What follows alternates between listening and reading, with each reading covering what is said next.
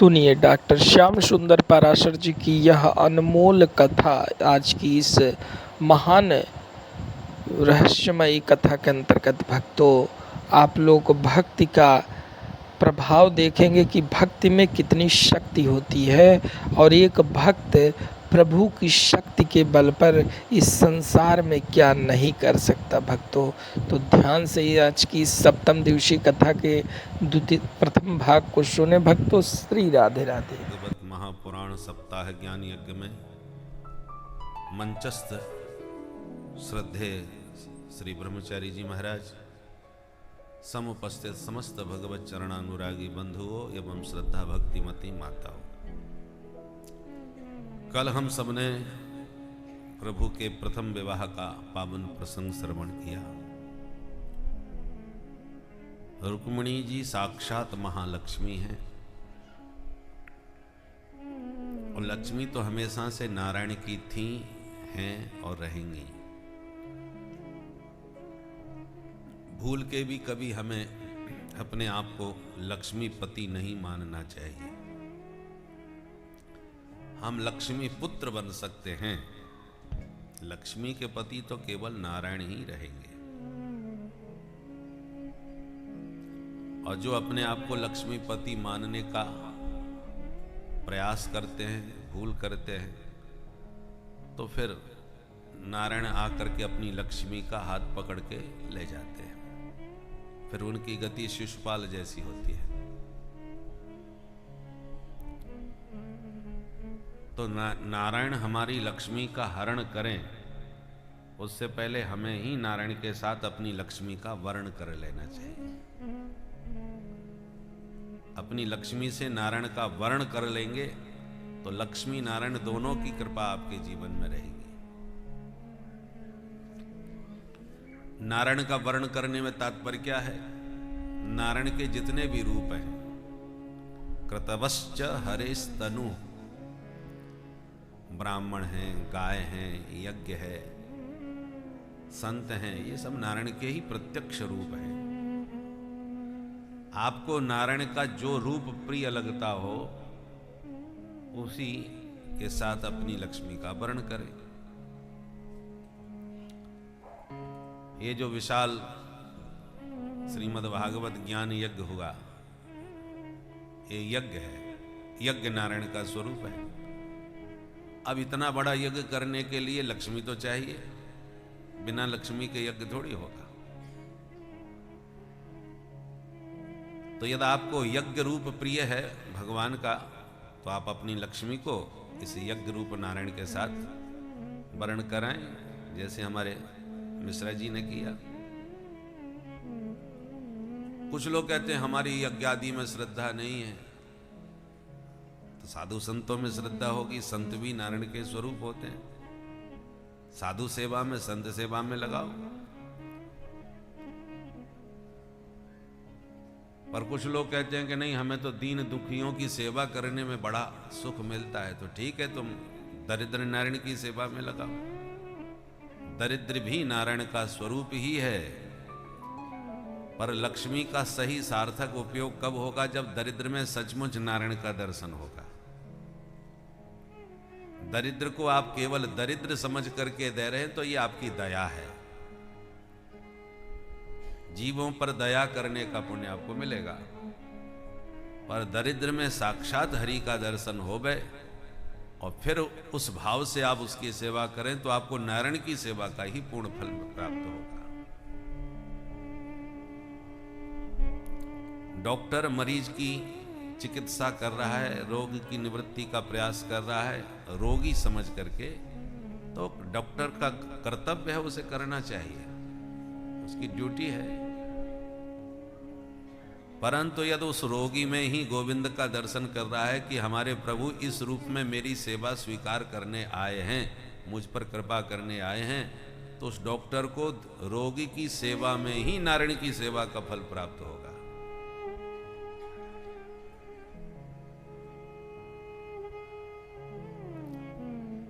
अनेक रूप रूपाय विष्णवे प्रभ विष्णवे, भगवान के अनंत रूप हैं। आपको जो रूप प्रिय लगता हो, लक्ष्मी की सेवा उसी नारायण के स्वरूप में करें। क्योंकि लक्ष्मी की 3 ही गति हैं, दान, भोग और नाश। उत्तम गति है दान। सत कार्यों में लक्ष्मी का समर्पण करो, नारायण का रूप समझ करके। ये सर्वोत्तम गति लक्ष्मी की है।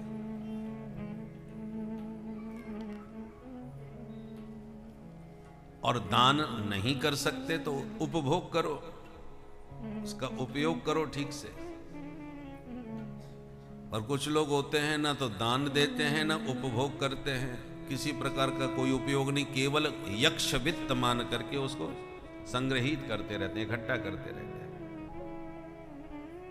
लक्ष्मी का स्वभाव चंचला है, वो आपके यहां बंध के कभी नहीं रहने वाली। आज नहीं तो कल मौका पाएगी, भाग जाएगी। पता चला नोटों की गड्डियां भरी पड़ी है और स्कूटर पर घूमते फिर रहे हैं, किसी को पता न चल जाए कि हमारे पास पैसा है। और लगा छापा, सारा माल चला गया। मशीन बेचारी गिनते गिनते थक गई, इतना नोट। और 1 मिनट में सब इत्र की खुशबू उड़ गई। तो इसलिए दान करो, उपभोग करो, अथवा उसे तो जाना है, नारायण किसी न किसी बहाने से हाथ पकड़ के ले जाएंगे और गति शिशुपाल जैसी होगी। तो इस प्रकार भगवान का यह पहला विवाह लक्ष्मी स्वरूपा भगवती रुक्मिणी जी से संपन्न हुआ। हरि के और भी उपाय और भी विवाह हुए थे। कहां कहां? एक सत्राजित नाम का राजा था, उसके पास स्यमंतक मणि थी, सूर्य भगवान की कृपा से मिली थी, जो सूर्य के समान चमकती थी। एक दिन वही मणि कंठ में धारण करके द्वारकानाथ के दर्शन करने आया तो सब समझने लगे कि सूर्य भगवान आए। तब भगवान ने कहा, यह सूर्य नहीं सत्राजित है। ओहो, ये मणि में इतना प्रकाश, इतना दिव्य। तो जब मिल करके जाने लगा सत्राजित, तो यदुवंशियों ने कहा, महाराज आपकी मणि बड़ी प्यारी लगी। मन की बात कहना चाहते हैं कि ये मणि तो हमारे माधव के कंठ में होनी चाहिए। उत्तम वस्तु के अधिकारी उत्तम पुरुष होते हैं, क्योंकि जितनी कीमती वस्तु जिसके पास होती है, या तो सामर्थ्यवान हो उसकी रक्षा करने में, नहीं तो उसके प्राण स्वयं संकट में पड़ते हैं। बहुत से लोग बहुत कीमती वस्तु रहने के कारण ही अपने प्राण गंवा बैठते हैं। सत्राजित ने कहा, सुनो, ये उपदेश हमको मत दो, हमने मणि प्राप्त की है, हम ही इसके अधिकारी हैं, हम किसी को क्यों दें? और 2 टूक जवाब देके चला गया। बात खत्म हो गई, कोई बात नहीं। दूसरे ही दिन उसके छोटे भाई प्रसेन ने कहा, भैया ये मणि आप पहन के बड़े प्यारे लगते हो, कभी हमको भी पहनने को दो, एक बार हम भी देखें। ठीक है भैया, पहन लो। छोटे भाई को दे दी पहनने को, उसने पहना और मणि पहन के सीधा शिकार खेलने निकल गया। जंगल में किसी भयंकर सिंह ने हमला किया और प्रसेन मारा गया। और शेर उसके कंठ में लगी मणि को मुंह में दबा के जंगल में भाग गया। जंगल में घूम रहे थे जामवंती जी महाराज रामादल के। उन्होंने जब शेर के मुख में दिव्य प्रकाश मणि का देखा, उन्होंने शेर को पकड़ा और उसकी मुंडी मरोड़ दी। जामवंती जी बड़े बलवान हैं। शेर को मार के उसके मुंह से मणि निकाल के अपनी गुफा में आए और अपनी पुत्री को, जिसका नाम था जाम्बवती, वो मणि भेंट कर दी। देखो तुम्हारे लिए कितना मूल्यवान खिलौना लाए। मणि पाके जाम्बवती प्रसन्न। पर 2-4 दिन बीत गए और प्रसेन जब घर वापस नहीं पहुंचा शिकार खेलकर, तब सत्राजित का माथा ठनका। यदुवंशियों ने कृष्ण के लिए मणि मांगी थी, मैंने मना कर दी थी। लगता है मेरे भाई की हत्या करके मणि को जबरदस्ती छीन लिया। यदुवंशी बड़े बलवान हैं, मांगने पन न मिले तो छीन लेते हैं, और इसमें निश्चित रूप से कृष्ण का ही हाथ होगा। अपनी पत्नी से कहा, देखो मेरी शंका है, मेरे भाई की हत्या कृष्ण ने कराई है मणि लेने के लिए, पर जब तक हम लोगों के पास कोई ठोस सबूत न हो, साक्ष्य न हो, तब तक किसी के बारे में कुछ कहना ठीक नहीं है। मेरा अनुमान है, गलत भी हो सकता है, इसलिए तुम किसी से चर्चा मत करना। ठीक है महाराज, नहीं करूंगी। पर माताओं का स्वभाव जगत प्रसिद्ध है, यदि आपने कोई बात कह के ये कह दिया कि किसी को कहना मत, बस समझ लो हो गया प्रचार।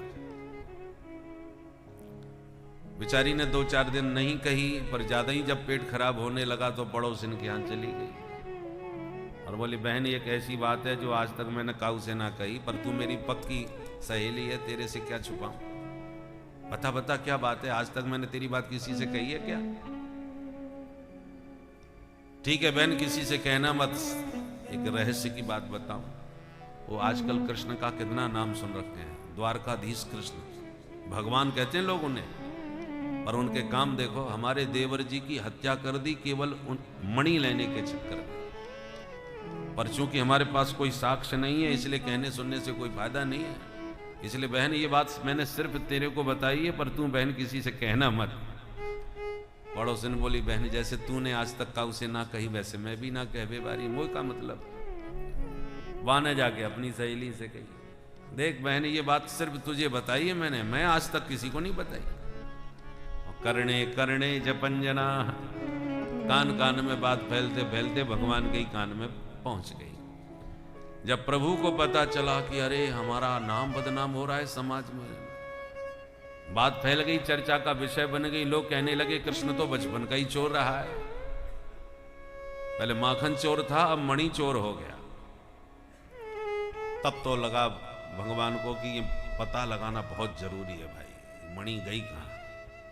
तो खोज करने के लिए निकले, प्रसेन के घोड़े के पग चिन्ह देखते जंगल में गए तो प्रसेन मरा मिला, वहां से शेर के चिन्ह देखते हुए आगे बढ़े तो शेर मरा मिला, वहां से रीछ के चिन्ह देखते हुए जाम्बवंत की गुफा में घुस गए। जाम्बवंत जी की गुफा गुजरात में। जब द्वारकाधीश के दर्शन करने जाओ तो पास में है पोरबंदर। पोरबंदर से 12 किलोमीटर दूर है रानावाव कस्बा है। रानावाव कस्बा से 3 किलोमीटर दूर है जाम्बवंत जी की गुफा। आज भी उसे जाम्बवंत की गुफा ही कहते हैं। एक बार रामाबाव में कथा हुई थी, तब हम उस गुफा के दर्शन करने गए। उस समय वो गुफा धरती के नीचे है, प्रायः गुफाएं पहाड़ों में होती हैं, पर जाम्बवंत जी की गुफा धरती के नीचे है और एक कुएं में उतर के जाना पड़ता है। पहले जब गए थे तब तो सीढ़ी भी नहीं थी, रस्सी पकड़ के बड़ी मुश्किल से नीचे उतरे, तब गुफा में प्रवेश हुआ। और दूसरी बार जब पोरबंदर में हमारे पूज्य श्री रमेश भाई ओझा जी के यहाँ कथा हुई, सांदीपनी उनका बहुत विशाल गुरुकुल है, वहाँ जब कथा हुई थी तब जब गए थे तब देखा कि उसमें अब सीढ़ियाँ बन गई हैं। अब रस्सी पकड़ के ऐसे कठिनाई नहीं होती उतरने में, अब तो आराम से आप सीढ़ी से उतर के जा सकते हैं। और जाम्बवंत की गुफा दर्शनीय है, कभी उधर आपकी यात्रा हो तो अवश्य दर्शन करें। बहुत विशाल गुफा है, बड़ी लंबी चौड़ी, ऊपर आश्रम है और नीचे गुफा। तो जैसे ही उस गुफा में भगवान ने प्रवेश किया तो जाम्बवती एकदम डर गई कि ये कौन घुस आया हमारे घर। डरने से बड़ी जोर से चीख पड़ी तो जाम्बवंती जी तुरंत दौड़ के आए, क्या हुआ। और गोविंद को अपनी गुफा में प्रविष्ट होते देख एक मुक्का भगवान की छाती में मारा, बदले में 2 मुक्के भगवान ने भी जड़ दिए। फिर क्या था, हो गई दोनों के बीच मुक्केबाजी प्रारंभ। तो जाम्बवंती जी के साथ द्वारकाधीश का युद्ध 27 दिन तक चला महाराज, उठापटक। 28वें दिन जाकर के भगवान ने जाम्बवंत जी को पटका और छाती पर बैठ के इतने मुक्के जमाए के नस नस ढीली कर दी। सोई जामवंत जी ने हाथ जोड़ लिए, बस बस प्रभु मैं पहचान गया, आप ही मेरे राम जी हो, क्योंकि द्वंद्व युद्ध में मुझे मेरे राम जी के अतिरिक्त कोई हरा ही नहीं सकता।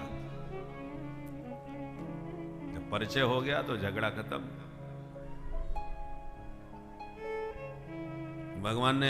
भगवान से पूछा जामवंती जी ने, सरकार आप यहां आए कैसे?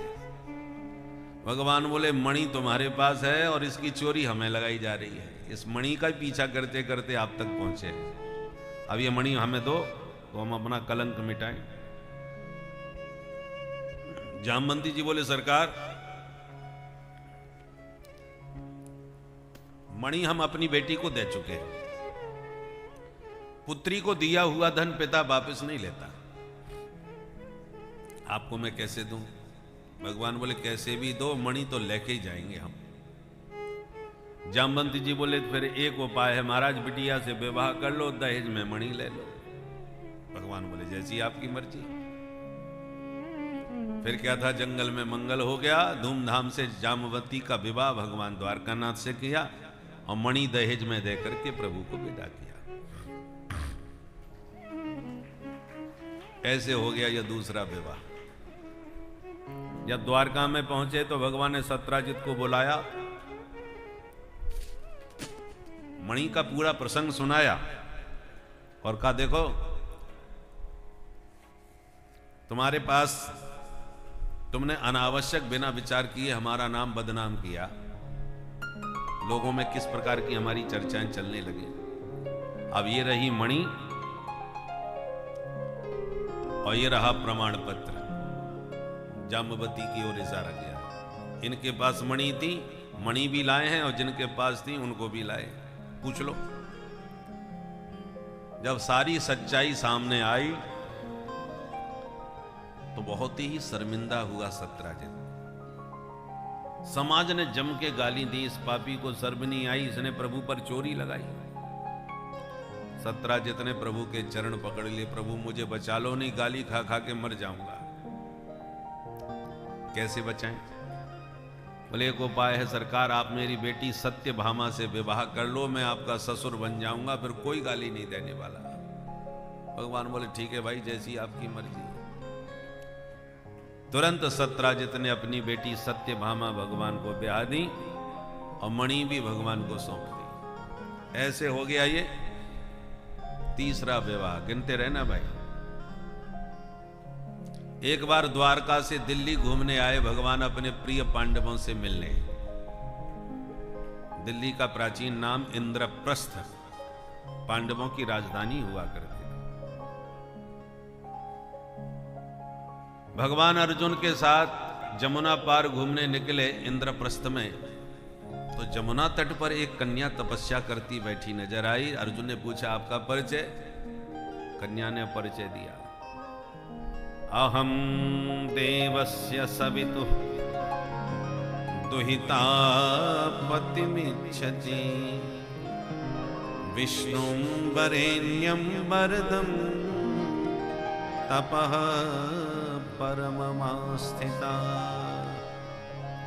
मैं सूर्य पुत्री हूं, नाम मेरा कालिंदी है और द्वारकानाथ को पति रूप में पाने के लिए तप कर रही हूं। अर्जुन ने तुरंत द्वारकाधीश का परिचय कालिंदी से कराया। भगवान ने प्रेम पूर्वक पाणी ग्रहण कर लिया।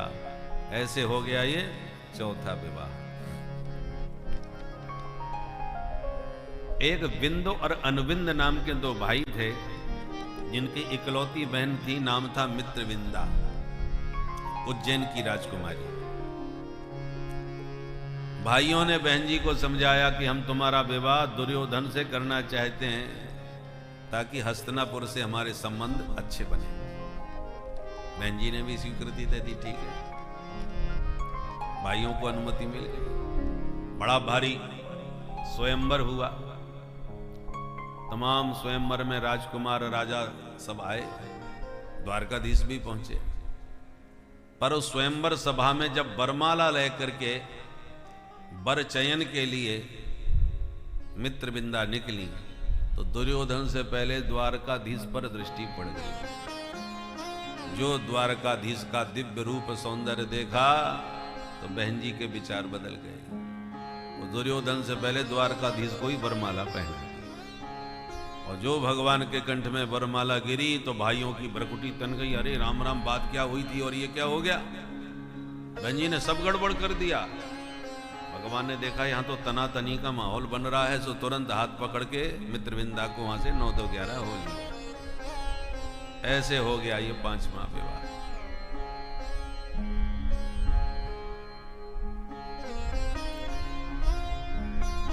एक थे महाराज कौशल नरेश, जिनका नाम था नग्नजित।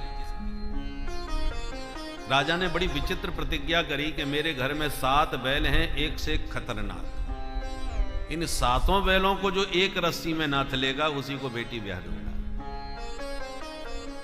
बहुत से वीर गए, पर बैलों ने सबको मार पीट के हाथ पैर तोड़ के भगा दिया।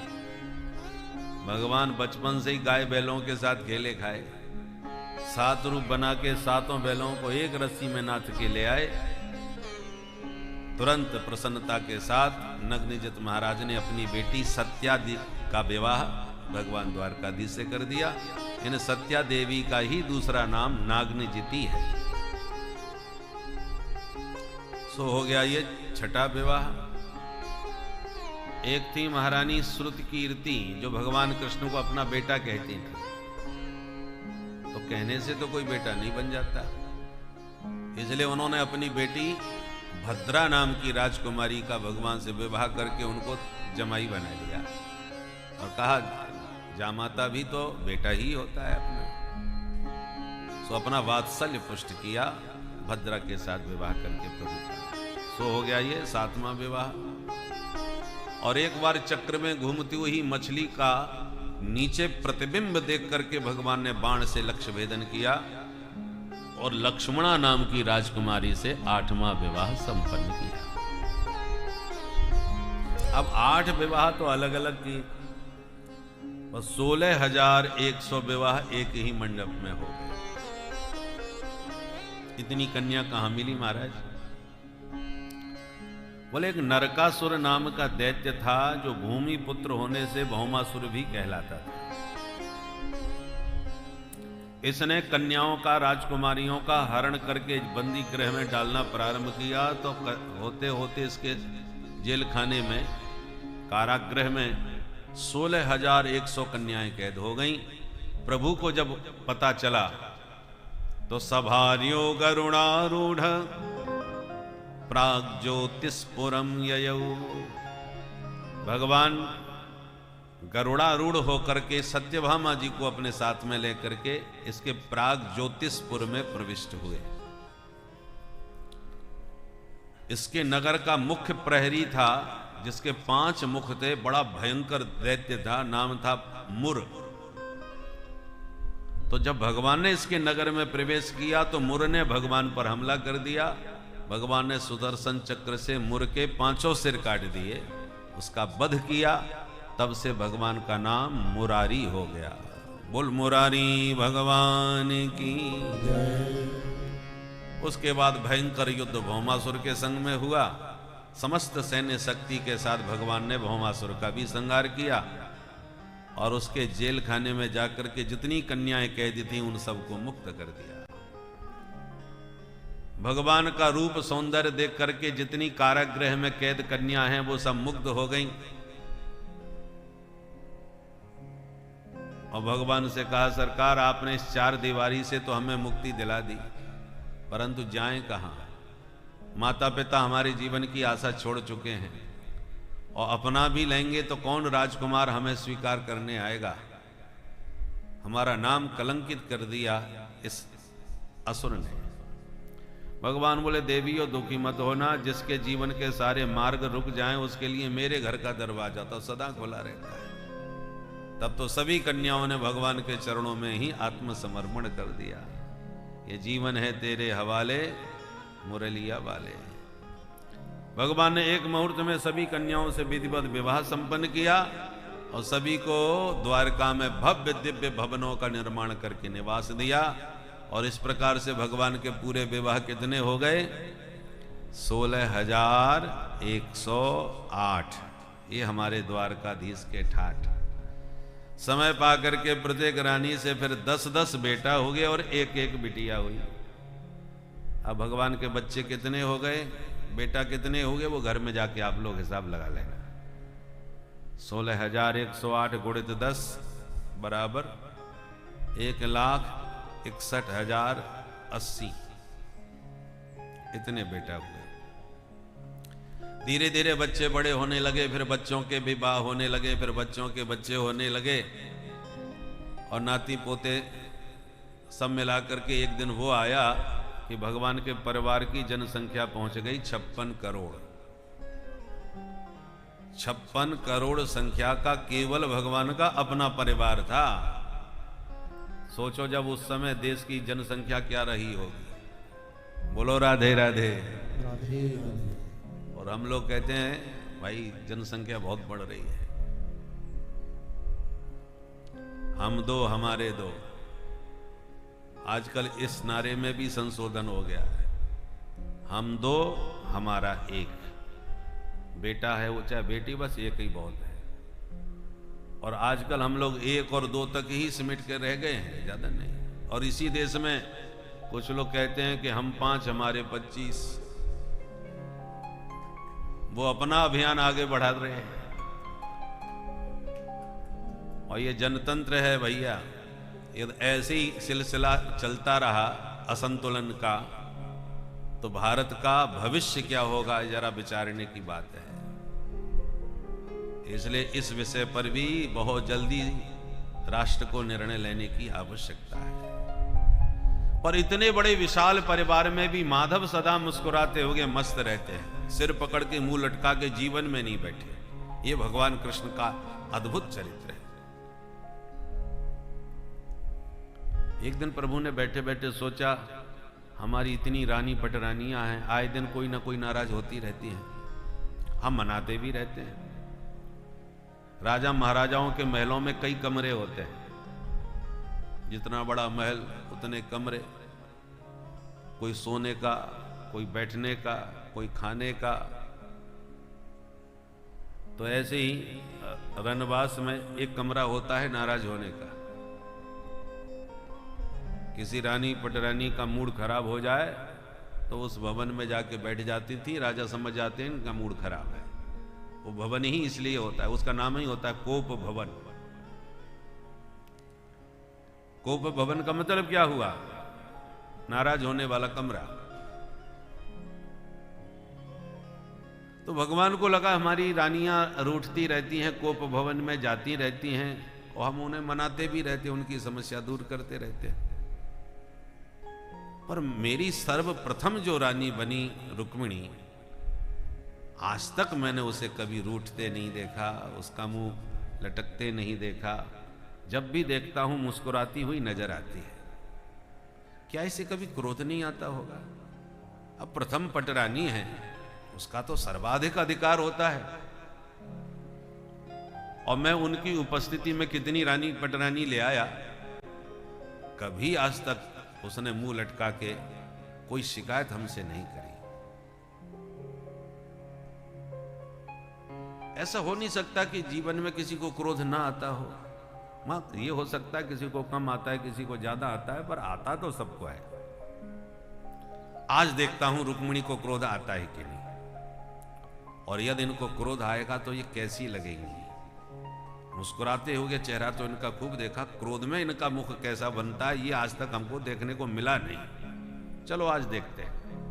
तो कौतुकी भगवान जानबूझ के रुक्मिणी को नाराज करने के मूड से उनके भवन में गए और बड़े गंभीर होकर के बैठ गए। रुक्मिणी ने पहली बार भगवान को इतना गुमसुम गंभीर अवस्था में देखा तो बेचारी घबरा गई। आज मुंह लटकाए कैसे बैठे? भगवान भी तो सदा हंसते ही रहते थे। भगवान का तो नाम ही है मुकुंद। मुकुंद का अर्थ क्या हुआ? मुखे कुंद सम हासः, जिसका मुख कुंद कली की तरह हमेशा खिला रहे।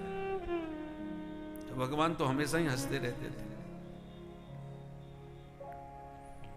जब गुमसुम होकर बैठ गए तो रुक्मिणी को लगा कुछ मामला गंभीर है, तो पंखा लेके आई और हवा करने लगी। बड़ी देर तक चुपचाप हवा करती रही, फिर भी भगवान कुछ न बोले। तो डरते डरते फिर रुक्मिणी ने पूछ दिया, सरकार क्या बात है, आप ऐसे मौन होके कभी बैठते नहीं हो, हंसते मुस्कुराते रहते हो, आज आपके मुख पर ना तो हंसी नजर आ रही, ना कुछ आप बोल रहे, क्या बात हो गई?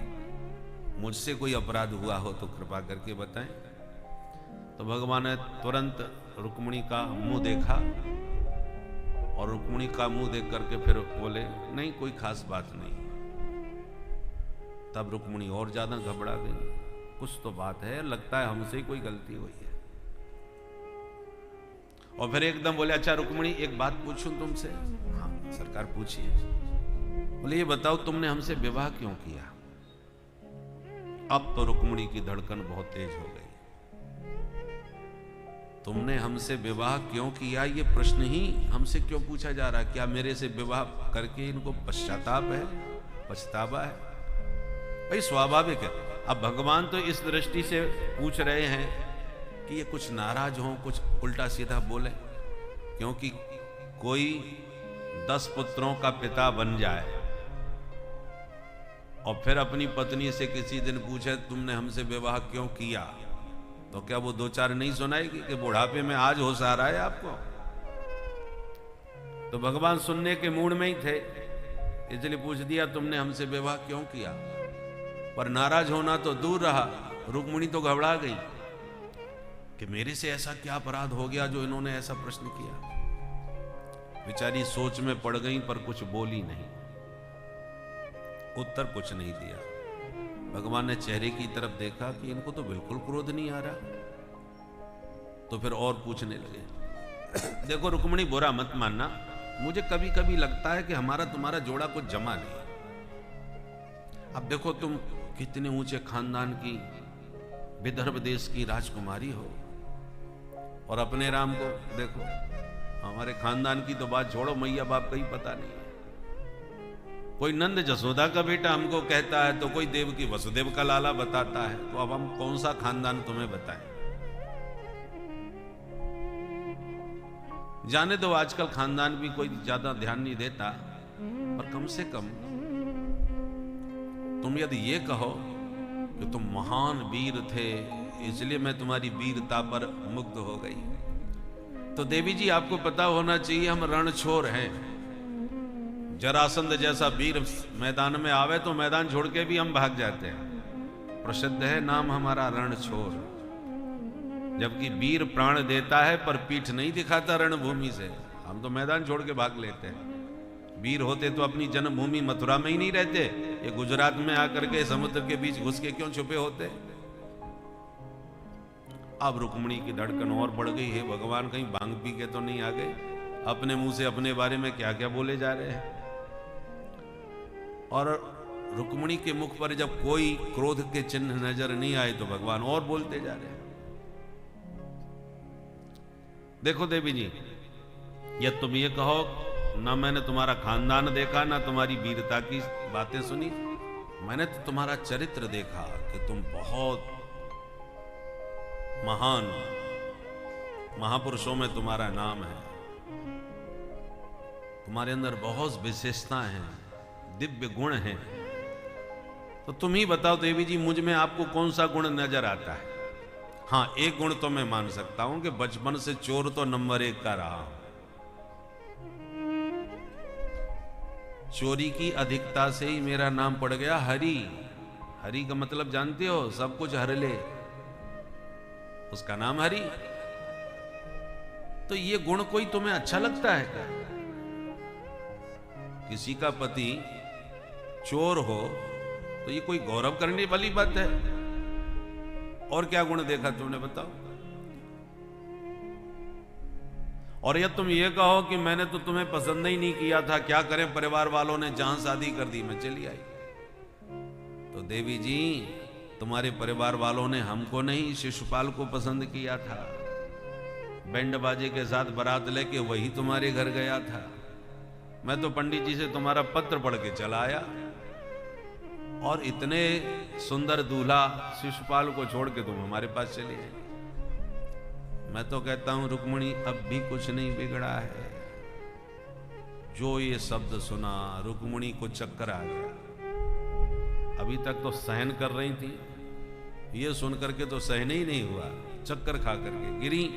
और जैसे ही उनको गिरते देखा भगवान तुरंत दौड़ करके गिरती हुई रुक्मिणी को दो भुजाओं से थाम लिए।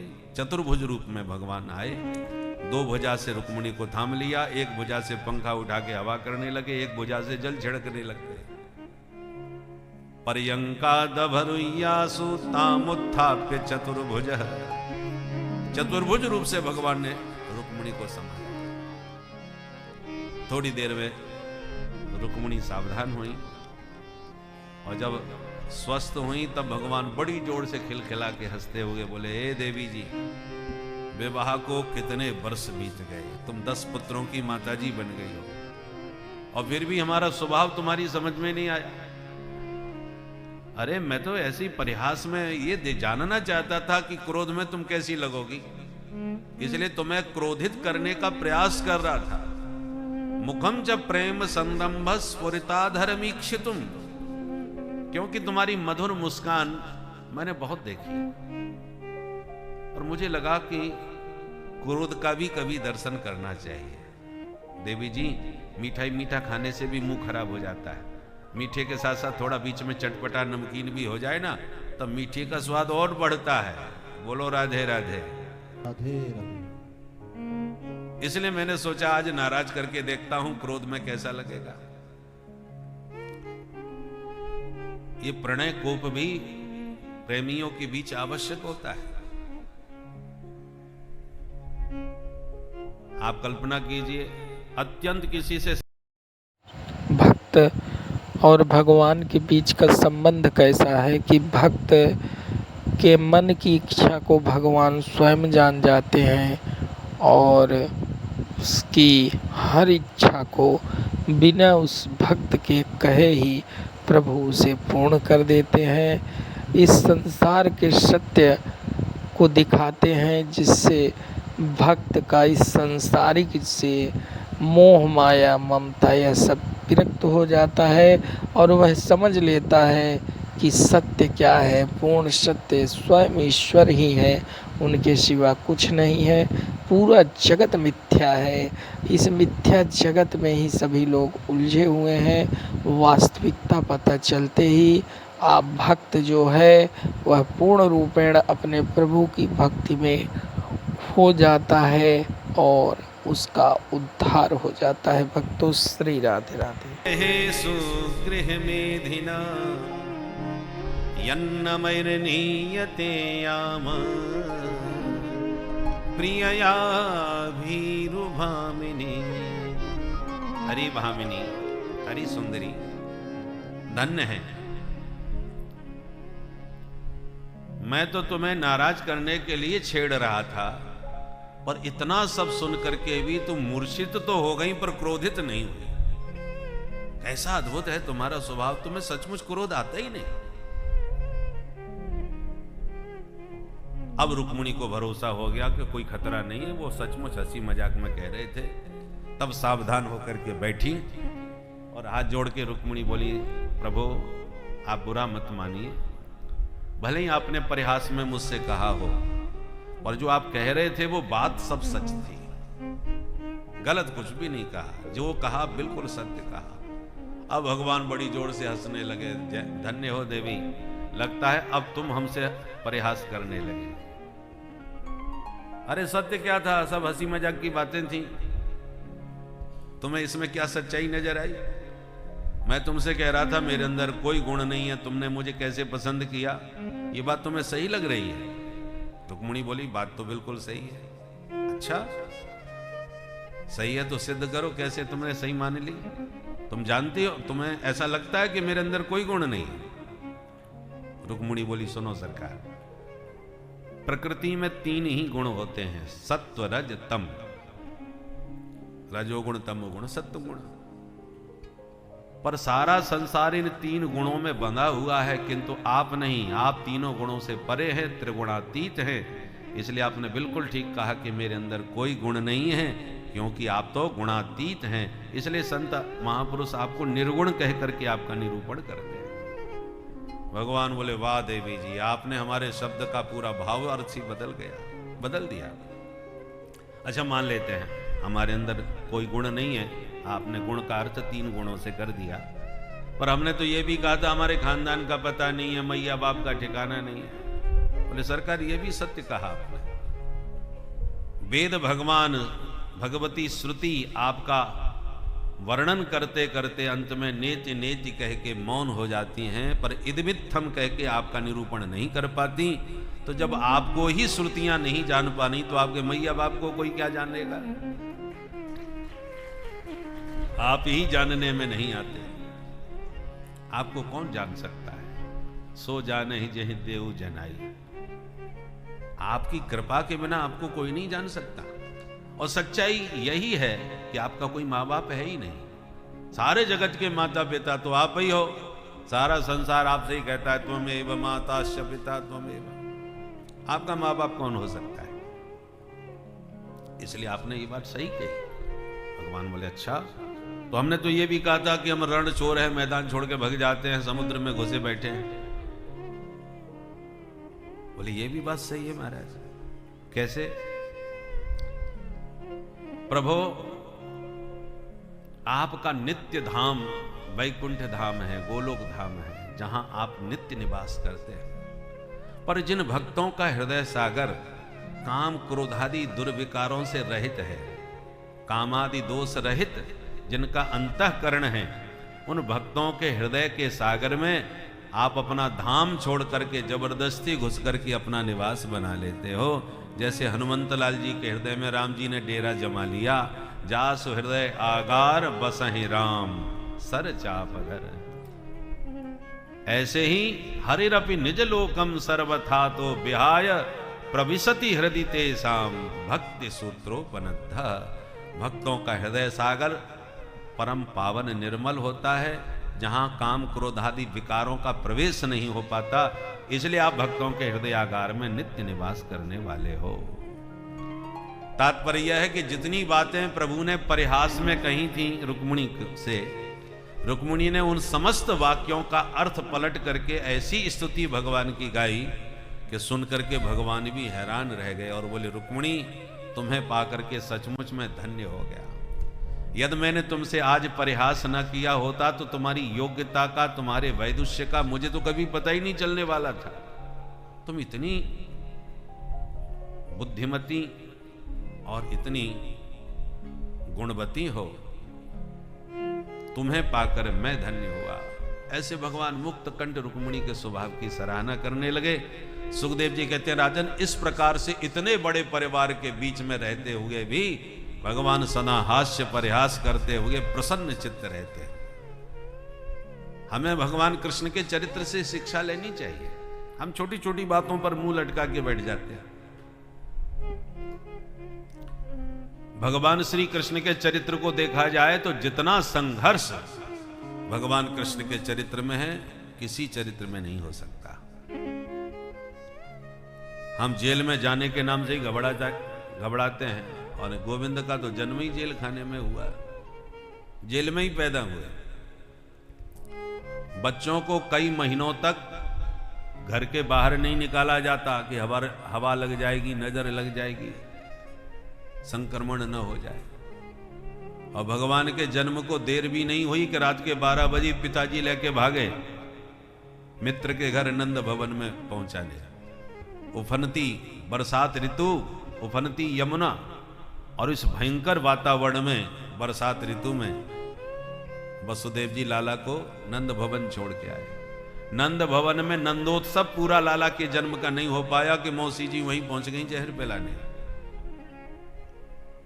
करवट बदलना सीखे कि सकटासुर आया गाड़ी बन करके, पितृणावर्त आ गया तूफान बन करके।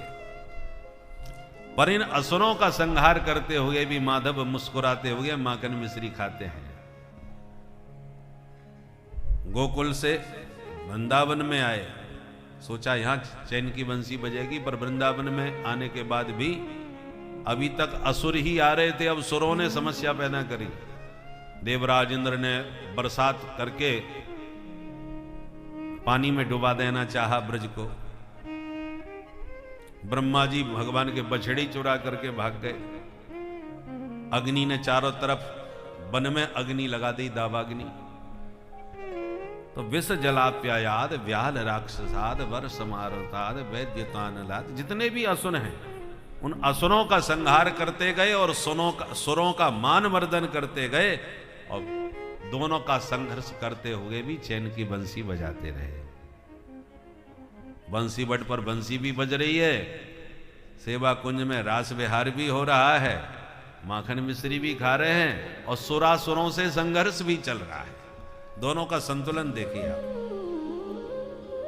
एक भी कोई हादसा हो जाए, कोई बड़ी घटना हो जाए, तो आदमी सब आनंद खो करके सिर पकड़ के बैठ जाता है सोच में, क्या हो गया, कैसे हो गया। और भगवान जीवन में कभी सिर पकड़ के मुंह लटका के नहीं बैठे। फिर सोचा ये आतंकवादी जहां से आ रहे हैं वहीं जाकर के सीधा अटैक किया जाए। तो चाचा अक्रूर जी के साथ वृंदावन छोड़ के सीधे मथुरा ही आ गए। मथुरा में आकर के चाणूर मुष्टिक सल तोसल कूट सहित मामा कंस का ही उद्धार कर दिया। बोले सारे आतंकवादी समाप्त हो गए, अब जरा शांति से रह पाएंगे, पर ऐसा नहीं हुआ। कंस के मरते ही उसका ससुर जरासंध हाथ धो के पीछे पड़ गया। 17 बार हमले किए जरासंध ने। पूरे महाभारत में सिर्फ 18 अक्षौणी सेना थी। 11 अक्षौणी सेना कौरवों की,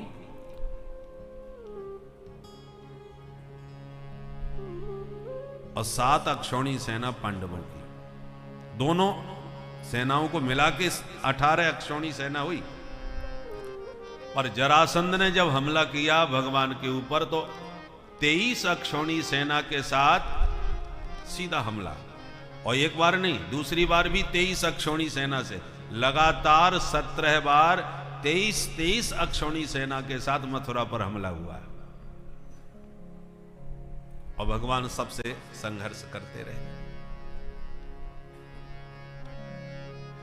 प्रजा असुरक्षित है मथुरा में, क्योंकि कभी भी हमला हो जाता है। इसलिए भगवान रणछोर बन के भागे और समुद्र के बीच सुरक्षित नगरी बसाई, द्वारकापुरी, ताकि चाहे जब कहीं से कोई हमला न हो सके, प्रजा सुरक्षित रहे। इसलिए समुद्र के बीच में गए रहने। पर द्वारकाधीश बने नहीं कि 16,108 विवाह हो गए। इतना बड़ा परिवार हो गया। अब इतने बड़े परिवार में कौन शांति से बैठ सकता है? आप पूरा चरित्र देख लीजिए। जन्म से लेकर के स्वधाम गमन पर्यंत 125 वर्ष तक भगवान ने लीला करी, पर शांति से कहीं बैठते नजर नहीं आए।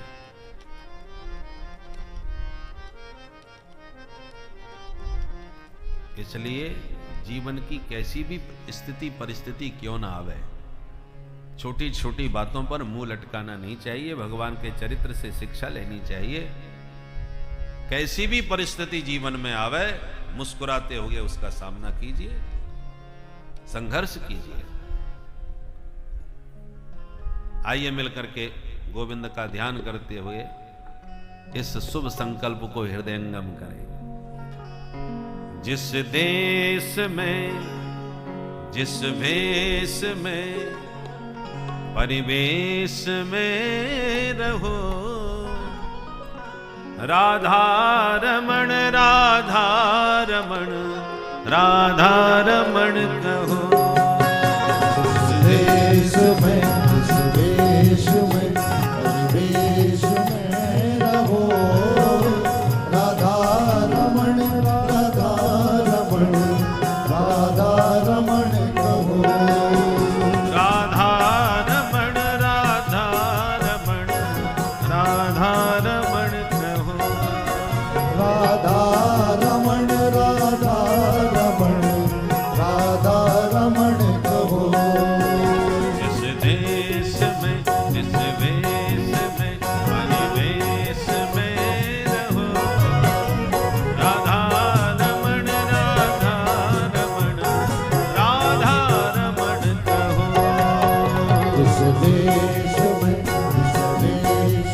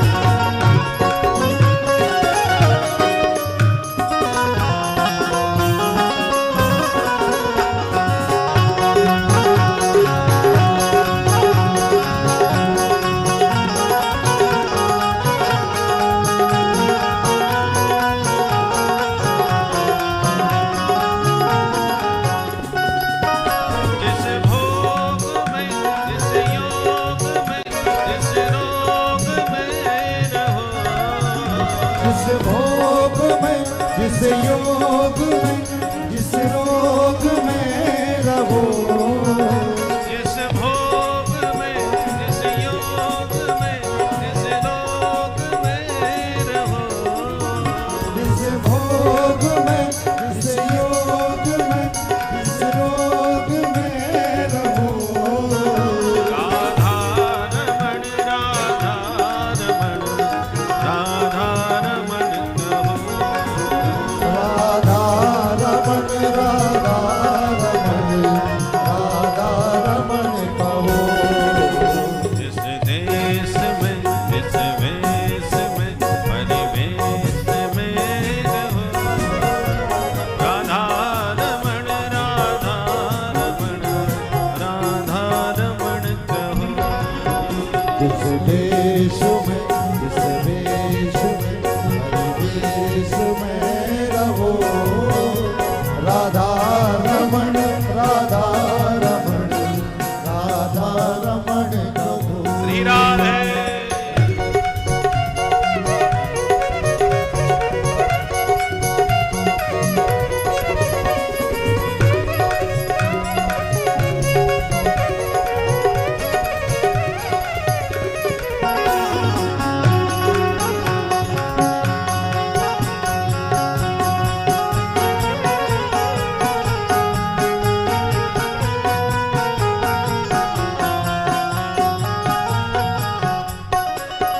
जिस काम में जिस धाम में जिस ग्राम में रहो, जिस काम में जिस धाम में जिस काम में रहो, जिस काम में जिस धाम में जिस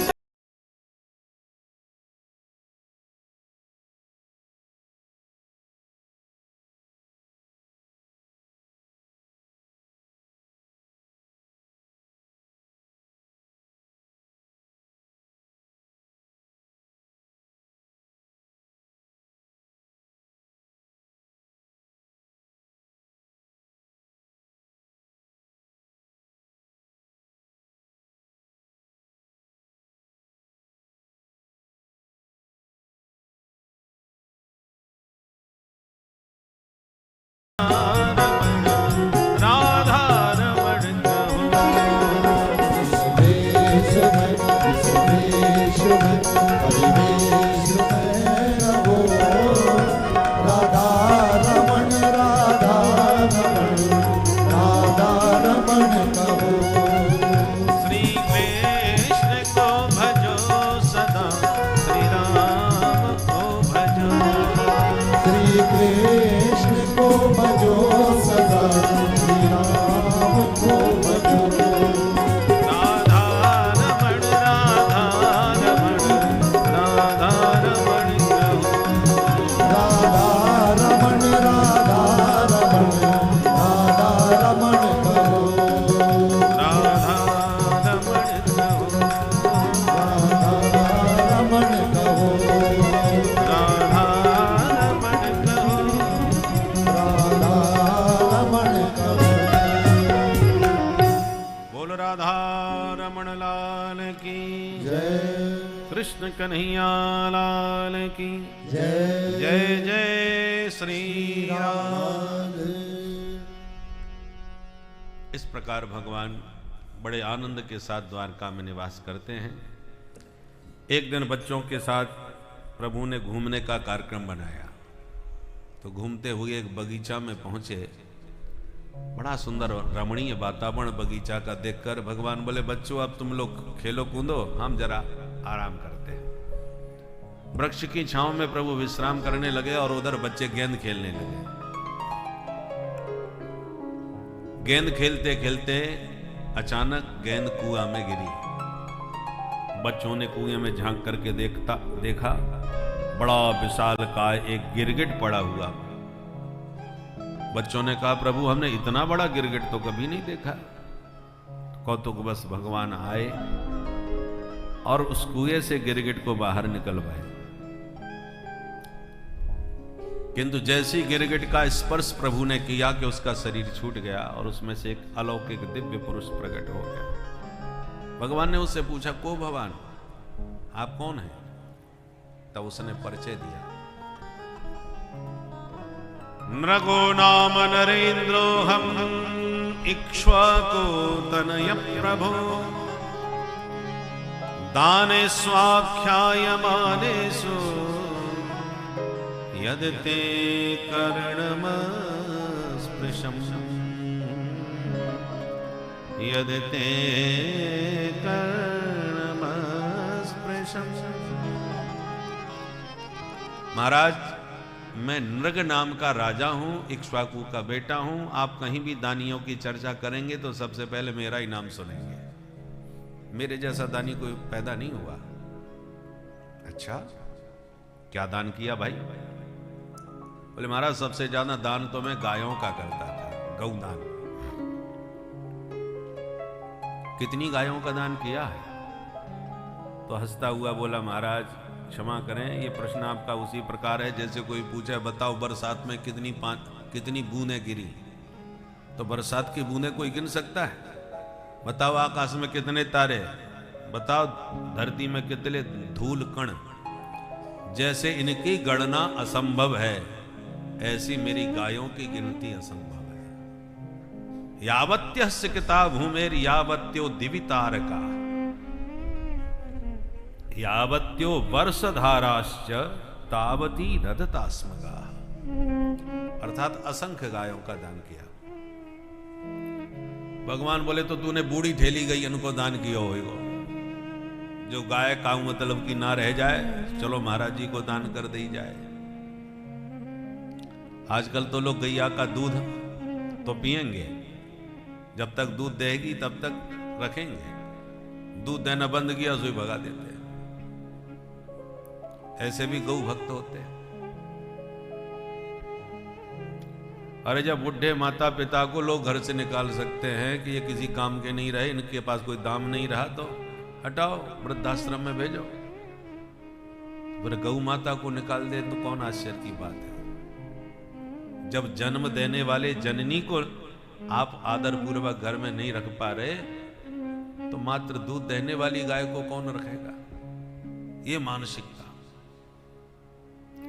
पर नृग ने कहा, महाराज ऐसा मैंने कभी नहीं किया। तो बता तूने कैसी गायों का दान दिया? तो बताने लगा, पयस्वनी तरुणी शील रूप गुणोपपन्ना कपिला हेम श्रृंगी न्यायार्जिता रूप्य घुरा सबत्सा दुकूल माला भरणा ददा। दूध देने वाली गाय, नई नवेली तरुणी, सींग मारती थी या लात मारती थी इसलिए दान नहीं किया। शील रूपा, एकदम सुशील गाय है। और गुणोपपन्ना, परम गुणवती विशुद्ध देसी गायों का दान किया है। मैंने जर्सी वर्सी गायों का दान नहीं किया। उस पर भी कपिला गायों का दान किया। सोने से सींग और चांदी से खुर सजा करके दान किया। भगवान बोले, तो तेरा पैसा 2 नंबर का रहा होगा, पाप की कमाई का दान किया होगा। बोले ना, ऐसा भी नहीं हमारा। न्यायार्जिता रूप्य घुरा सवत्सा, न्यायार्जिता, न्याय द्वारा अर्जित शुद्ध धन का दान किया हूं। मैंने कोई पाप की कमाई का दान नहीं किया। भगवान बोले, भाई बिना पाप के पतन हो ही नहीं सकता। तुम्हारा पतन हुआ है तो कोई ना कोई तो पाप किया होगा। तब बोला, महाराज किया नहीं, हो गया गलती से। क्या हुआ? बोले, एक ब्राह्मण बड़ा तपस्वी था, वो दान किसी से लेता नहीं था, केवल गौ सेवा करता था, उसी का दूध पी के मस्त भजन करता था। वो तपस्वी ब्राह्मण की गाय उसके घर से भागी और मेरी गायों में मिल गई। मैंने उसे अपनी समझ के दूसरे ब्राह्मण को दान कर दी। मुझसे जो ब्राह्मण दान लेके जा रहा था गाय का, और जिसकी वास्तव में गाय थी, उसने उसको देख लिया। क्यों भाई, चोर कहीं के मेरी गैया लेके कहां जा रहा है तू? बोले भाई संभल के बोलो, हम राजा से दान में लेके आए, तुम्हारी गैया कैसे हो सकती है? बोले नहीं, गाय मेरी है ये। तो बोले चलो राजा से बात करें। दोनों राजा के सामने आके समस्या रख दिए। अब राजा की बुद्धि चकरा गई। महाराज माफ कीजिए, मैं पहचान नहीं पाया, गैया तो आपकी यही है, पर मैं अपनी समझ करके दान कर दिया। आप दूसरी गैया ले जाइए मेरे से, जितनी चाहो उतनी ले जाओ। और जिसकी गाय थी उस ब्राह्मण ने कहा मैं दान नहीं लेता राजन, मुझे मेरी गाय वापस चाहिए और कुछ नहीं। तो जिसको दान कर चुके थे उनसे कहा महाराज जी आप ये गैया इनकी लौटा दो, हम दूसरी गैया आपको दिए देते हैं। तो ब्राह्मण ने कहा सुनो राजन, तुमने संकल्प करके इसकी पूंछ मुझे पकड़ाई है दान देके, तो जब गाय का अपने संकल्प पूर्वक मुझे दान कर दिया, तो अब आपका क्या अधिकार है इसको मुझसे लेने का? ये गाय मेरी हो गई। अब मैं अब किसी भी हालत में ये गाय किसी को नहीं दूंगा। ब्राह्मण वो भी अपनी जगह सही। अब राजा धर्म संकट में पड़ गए और इस समस्या का समाधान राजा को कुछ भी समझ नहीं आया। जब कोई समाधान नहीं दिया तो ब्राह्मण नाराज हो गए और गाय राजा के पास ही छोड़ के चले गए। हमें नहीं चाहिए, तू संभाल अपनी गैया। बस इतना अपराध बना, उससे आज गिरगिट बन गया। और मेरे अनंत पुण्य उदय हो गए महाराज, वो जो आप श्री के दर्शन मिल गए और आपके स्पर्श से अब मेरे सारे पाप धुल गए। अब मैं चलता हूं। प्रणाम करके चला गया। भगवान ने अपने बच्चों को वहीं बैठा लिया और सबको समझाया। बोले सुन ली इसकी कहानी। अनजाने में इसने ब्राह्मण धन को अपना समझ लिया, बस तब इसकी गति ये हुई कि गिरगिट बना है। तो जानबूझ के जो ब्राह्मण के धन को हरण करेगा उसकी गति क्या होगी सोच लो। भगवान कहते हैं कुलम समूलम दहति ब्रह्मस्वारणी पावकः।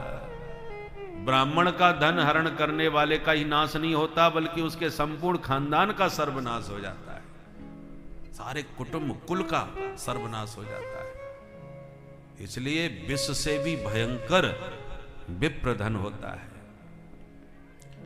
जहर गलती से आप पी जाओ तो औषधियों के बल पर बचाए जा सकते हो। नाहम हाला हलम मन्ने विषम यस्य प्रतिक्रिया ब्रह्मस्वम ही विषम प्रोक्तम नाश्य प्रतिविधिर भूमि। विष से बचने का उपाय हो सकता है, पर ब्राह्मण धन को हरण करने वाले का कोई उपाय नहीं है बचने का। इसलिए सदा सावधान रहना। भगवान इतना क्यों डरा रहे हैं ब्राह्मणों से भाई? देखो वैसे तो धन किसी का भी चुराओ चोरी है, पर ब्राह्मण के धन पर इसलिए जोर लगा रहे हैं क्योंकि ब्राह्मण का जो धन होता है वो दान पुण्य का ज्यादा होता है। प्रायः ब्राह्मणों को लोग दान करते हैं, और दान कब करते हैं? महाराज घर में बड़ी अलाय बलाय आ रही है, बच्चे बीमार रहते हैं, भूत प्रेतों की बाधाएं बहुत हैं, हमारी अलाय बलाय सब दूर हो जाएं, ऐसी कृपा करो। ले महाराज, अब अपनी अलाय बलाय सब दूर करने के लिए ब्राह्मणों को दान पुण्य कर दिया, बलाय टले। अब ब्राह्मण यदि संध्या बंदन करता है और गायत्री का जापक है, तो वह अपनी गायत्री के जाप की ब्रह्माग्नि से वो जितना भी दोष दान का होता है उसे भस्म कर देता है, उसको पचा लेता है। ये शक्ति ब्राह्मणों में है। अग्नि में और ब्राह्मण में भगवान ने एक ही शक्ति प्रदान की है, और इसलिए दोनों भगवान के मुखारबिंद माने जाते हैं। अग्नि में कुछ भी गंदा संदा डाल दो, अग्नि सब जला करके उसको शुद्ध कर देती है। ये अग्नि में गुण है और किसी में नहीं। जंग लगा लोहा हो या मिलावट की धातु कोई भी हो, आग में तपा दो वो शुद्ध हो जाती है। बोलो भक्तवत्सल भगवान की।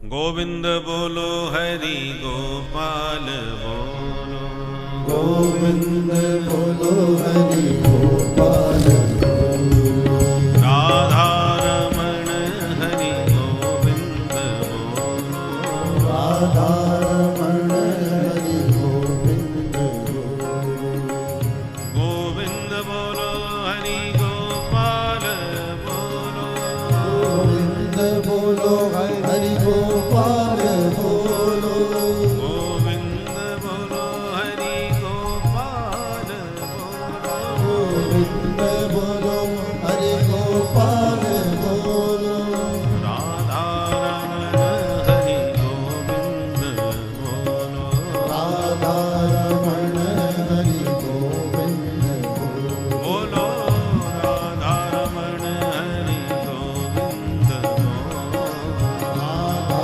रमण हरि गोविंद बोलो। बोल राधा गोविंद भगवान की। जय। तो भगवान अपने बच्चों को समझाते हुए कह रहे हैं कि नाहम हालाहलम मन्ने विषम यस्य प्रतिक्रिया। ब्राह्मणों का जो धन होता है वो दान पुण्य का होता है, परंतु गायत्री की उपासना से ब्राह्मण अपनी ब्रह्माग्नि में वो सारे दान का जो दोष है उसे भस्म कर देते हैं, जला देते हैं, इसलिए उनका पाचन तंत्र शुद्ध हो जाता है। अब तुम भजन तो एक माला का भी न करो और उल्टा सीधा जो भी किसी का अशुभ अमंगलकारी जो भी दान है वो सब आप लेते रहो। एक बार एक राजा जिनके ऊपर बड़ा भयंकर ग्रह चक्र शनि का चल रहा था,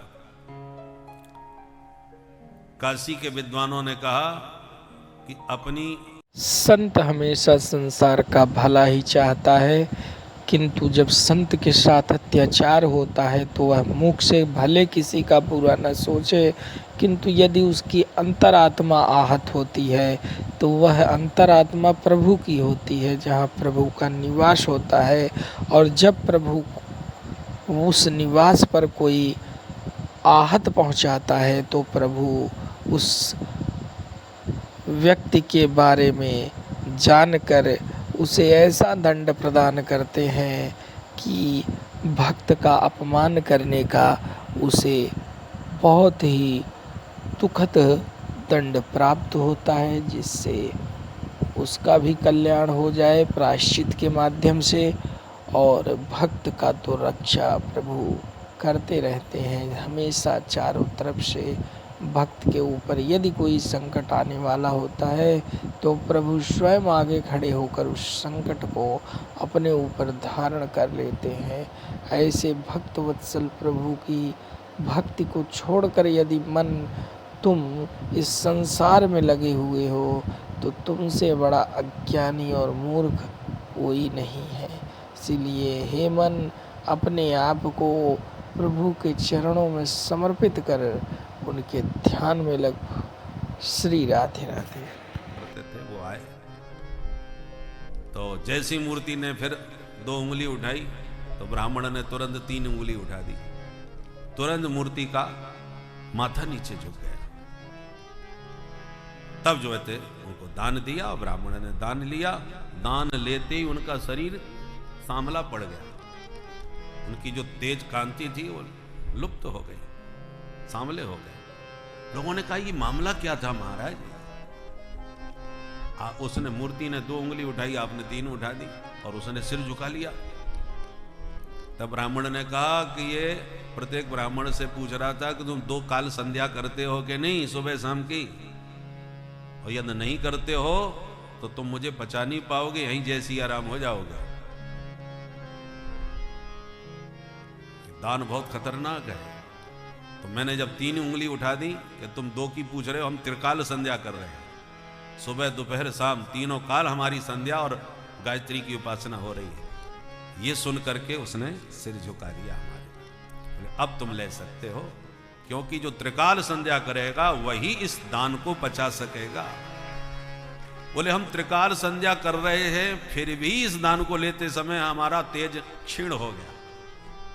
इससे समझ लो या तो कोई संध्या वंदन कुछ ना करता हो, गायत्री की उपासना ना करता हो, उसके जीवन में कितना खतरनाक रूप होता है इसका। तो जैसे अग्नि में आप कुछ भी गंदगी भी डाल दो तो भी उसको भस्मसात करके, वो शुद्ध करके अपना स्वरूप प्रदान कर देती है। ऐसे ब्राह्मणों में गायत्री के बल पर दान के दोष को भस्म करने की सामर्थ्य होती है। इसलिए अग्नि और ब्राह्मण दोनों को भगवान को का मुख माना गया है। ब्राह्मणोश्य मुखमासी और मुखात अग्नि ही अजायत, दोनों ही। इसलिए इन दोनों मुखों से भगवान को भी भोजन कराया जाता है। अग्नि में स्वाहा और ब्राह्मणों के मुख में आहा। तो स्वाहा और आहा दोनों में भगवान तृप्त होते हैं, प्रसन्न होते हैं। परंतु याद रखिए, जैसे अग्नि सबको पचा जाती है, ऐसे ब्राह्मण में पाचन तंत्र होता है, किंतु कब होता है? जब वह गायत्री की उपासना और संध्या वंदन करता है। विप्रो वृक्षः तस्य मूलम ही संध्या, वेदा शाखा धर्म कर्माणि पत्रम, तस्मात् मूलो यत्नतो रक्षणीयम, क्षीणे मूले नैव पत्रम न शाखा। ब्राह्मण एक विशाल वृक्ष है, और वृक्ष वही मजबूत होगा जिसकी जड़ मजबूत हो। जड़ गहराई में हो तो तूफानों में भी वृक्ष खड़ा रहता है, और जड़ कमजोर हो तो नेक सी हवा में उखड़ के गिर जाता है। तो ब्राह्मण रूपी वृक्ष की संध्या वंदन और गायत्री की उपासना, ये उसकी जड़ है, मूल है। विप्रो वृक्षः तस्य मूलम ही संध्या, संध्या उसका मूल है। इसलिए ब्राह्मणों को संध्या वंदन अवश्य करना चाहिए यदि ब्राह्मणत्व अपने जीवन में सुरक्षित रखना चाहे तो।